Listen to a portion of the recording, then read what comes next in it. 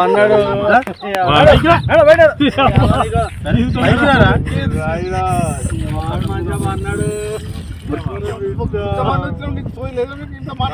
బాబాయ్ వాళ్ళు చచ్చిపోయిన అనుకుని పోయినాడ ముసైతాడు చచ్చిన నిలిపోయినాకు దీనికి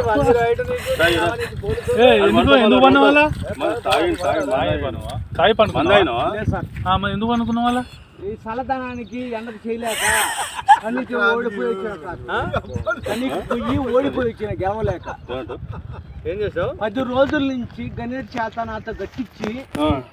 నా కష్టం దోచుకొని గణేట్ రాయ్